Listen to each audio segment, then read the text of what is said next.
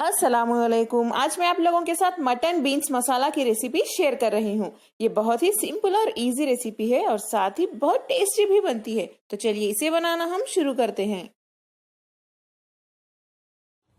Mutton beans मसाला बनाने के लिए पैन में 1 टेबलस्पून तेल गरम कर लें।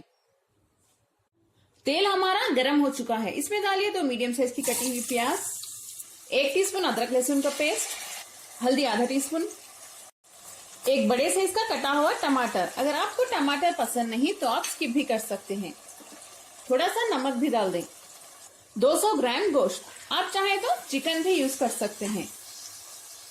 चलिए इसे हम अच्छे से भून लेते हैं। 1 टीस्पून लाल मिर्च पाउडर भी डाल दें। आप चाहें तो इसे अभी डाल सकते हैं या बाद में भी डाल सकते हैं। फ्लेम को हाई पे रख के इसको भूनें।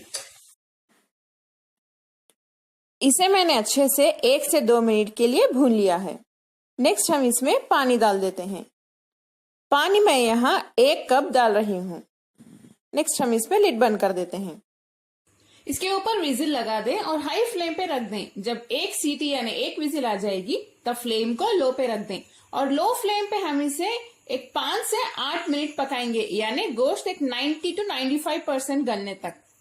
बाद में हम गोश्त को बीन्स के साथ गलाएंगे। 5% जो है वो गल जाएगा बीन्स के साथ। गोश्त देखिए हमारा गल चुका है। अब हम इसे थोड़ा सा भून लेते हैं। प्याज अच्छे से भूनने तक इसे ऐसे ही भूनते रहिए। इसमें हम 1 टीस्पून कसूरी मेथी भी डाल देते हैं। इन सभी मसालों को मैंने अच्छे से 1 से 2 मिनट के लिए भून लिया है। नेक्स्ट हम इसमें कटी हुई फ्रेंच बीन्स डाल देते हैं। देखिए ये 250 ग्राम है। इसे अच्छे से काट के धो के डालें। इसे भी हम मिक्स कर लेते हैं।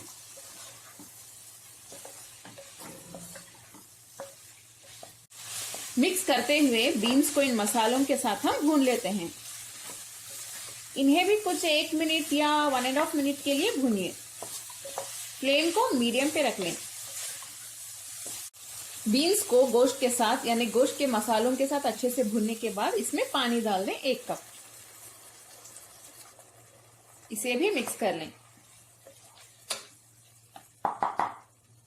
और जब ये पकना स्टार्ट हो जाए फ्लेम को लो पे रख दें। इसके ऊपर लिड बंद कर दें। इस पे विजिल मत लगाइए।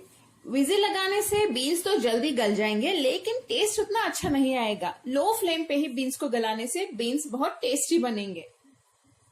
बीन्स अच्छे से गलने तक हम इसे ऐसे ही पकाएंगे लो फ्लेम पे। बीन्स हमारे अच्छे से गल चुके हैं। आखिर में हम इसमें थोड़े से कटे हुए धनिया के पत्ते भी डाल देते हैं। अच्छी खुशबू आएगी इसकी। इसे भी मिक्स कर लें। अब हम फ्लेम बंद कर देते हैं।